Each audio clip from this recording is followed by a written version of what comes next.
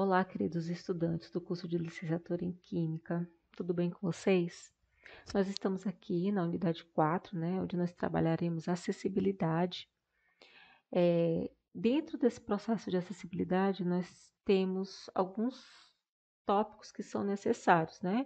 Equiparação de oportunidades, barreiras contra a educação inclusiva e as 7 dimensões da acessibilidade. Então, assim, o que seria essa equiparação de oportunidades, né? É, esse conceito ele vem para fortalecer a inclusão, né, no âmbito dos direitos humanos, pois ela articula o direito à igualdade com as diferenças, né? E aí você deve estar imaginando, como assim? Eu vou dar um exemplo. Em uma sala de aula, que eu tenho um estudante com deficiência visual, né, para que ele tenha a mesma oportunidade de acesso aos conteúdos que serão trabalhados, eu preciso adaptar o material para ele, né? E o material que ele vai utilizar vai ser transcrito para o Braille.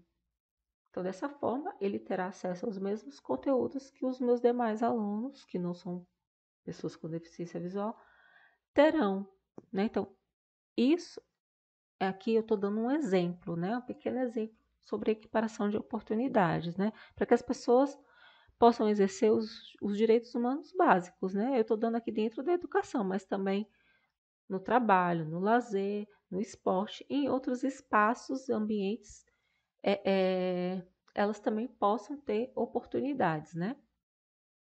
Outro fator importante é a questão, né, da inclusão e acessibilidade, elas constituírem interfaces, né?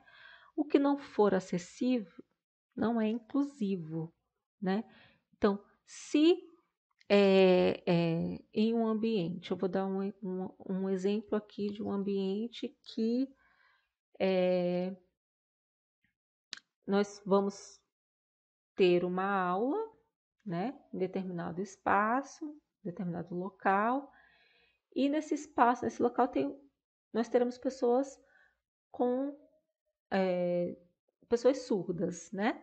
E essas pessoas, elas vão, para elas acompanharem o que vai ser ministrado na aula, elas vão precisar ter acesso à comunicação, né?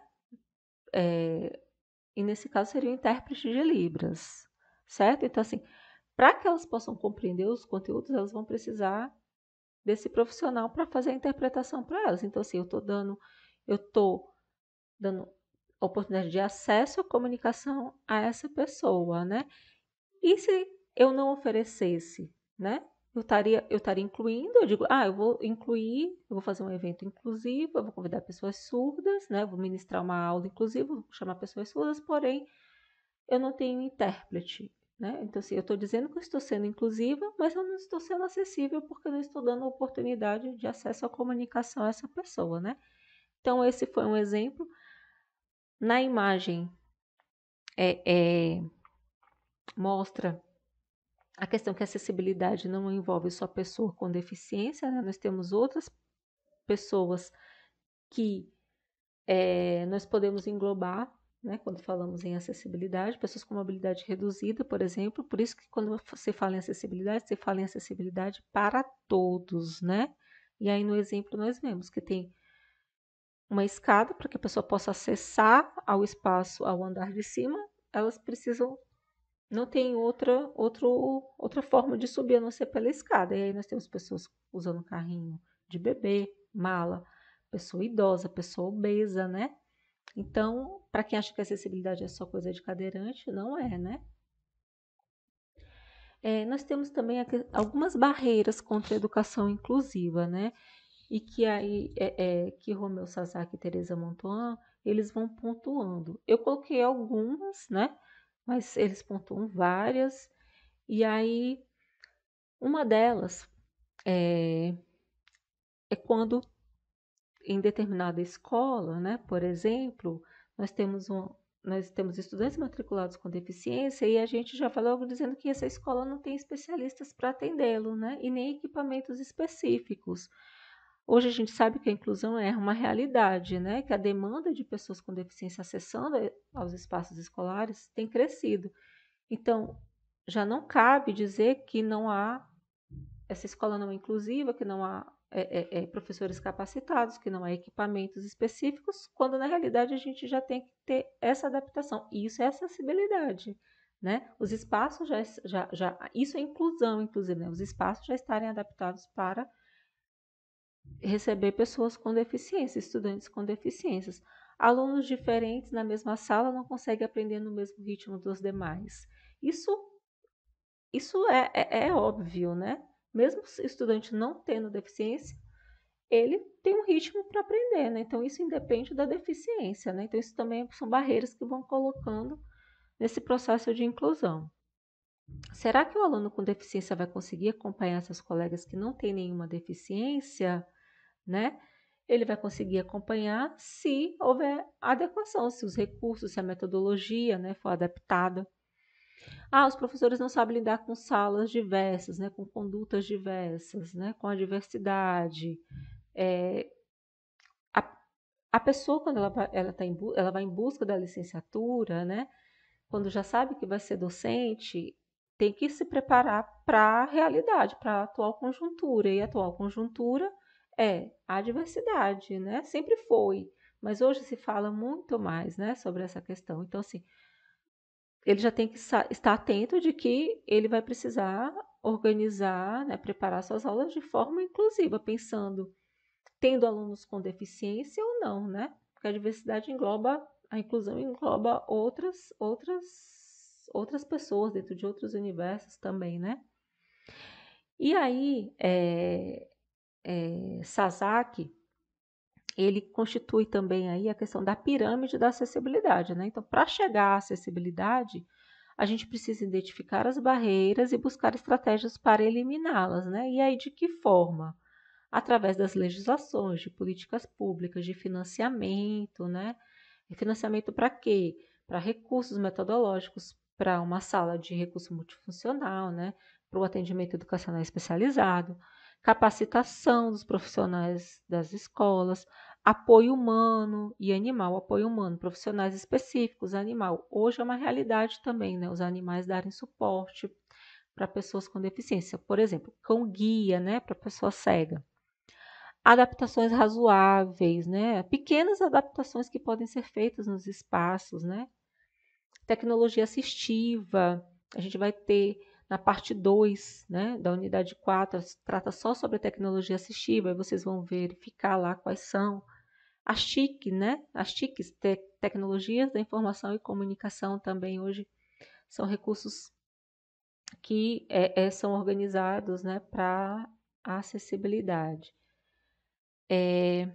E aí, a acessibilidade, né, ela dá essa condição de alcance para a utilização com segurança e autonomia das pessoas, né, dentro dos espaços, né, nos locais, os mobiliários, né, os equipamentos urbanos, transporte, comunicação.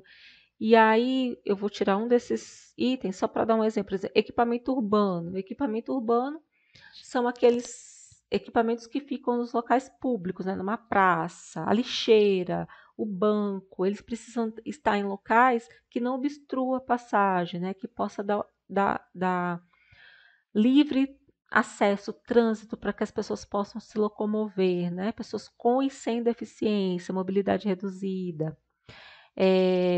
A igualdade, né? Aí tem uma imagem que mostra a diferença, né, da igualdade para a equidade. E aí eu acho que dá para vocês compreenderem, né? Ali a equidade, mesmo com a obstrução ali da mureta, né, num jogo, no estádio, pensaram aí, né, na criança e na pessoa com deficiência, né, para que ambas pudessem também, né, chegar à altura para assistir o jogo do outro lado da mureta, né? Então, isso daí é uma equidade de oportunidade, né? As 7 dimensões da acessibilidade. É algo bem interessante que foi idealizado por Sasaki, né, Romeu Sasaki, e aí ele começa pela acessibilidade atitudinal. Antes de qualquer forma de acessibilidade, a gente precisa pensar na acessibilidade atitudinal, né?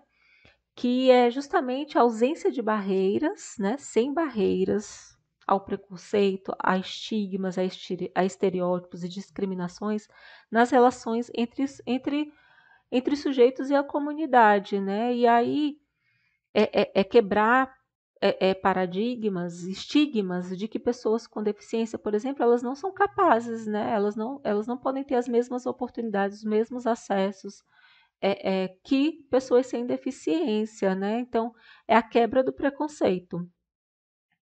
Arquitetônica é a ausência de barreiras ambientais, né, físicas no ambiente escolar, né, bem como nos objetos, equipamentos. E aí não só no ambiente escolar, né, em todos os ambientes. Acessibilidade comunicacional é a ausência de barreiras na comunicação entre os sujeitos da comunidade escolar, bem como também na comunicação escrita, virtual, sinalização adequada. E aí aqui um exemplo, eu vou dar Libras, né? Lembra lá da comunicação? Se não tiver um intérprete, não há comunicação. Se tiver na comunidade de pessoa surda, do braille para pessoa com deficiência visual, né? Se o material não for adaptado, ela não tem acesso à comunicação. Instrumental, né? Ausência de barreira em instrumentos, utensílios, ferramentas de estudo, pesquisa, extensão. Então, materiais adaptados, né, para que pessoas com deficiência, que possa ter alguma deficiência motora, por exemplo, tem alguns materiais. Vocês vão visualizar lá na aula de tecnologias assistivas algumas dessas adaptações, né? Para pegar lápis, né? Para utilização de teclados. Metodológica, né? Ausência de barreiras nos métodos, nas técnicas de ensino e aprendizagem, inclusive nas avaliações, né? Nas atividades de pesquisa, de extensão, de culturas artísticas, esportes, né? Sempre fazendo adaptação desses materiais para as pessoas com deficiência. A programática é a ausência de barreiras invisíveis ou não em políticas, programas, portarias, normas, diretrizes, né, que possa ficar bem explícita para que as pessoas possam compreender, também em braille para as pessoas com deficiência visual, né? A natural é sem barreiras no ambiente natural, na natureza, né?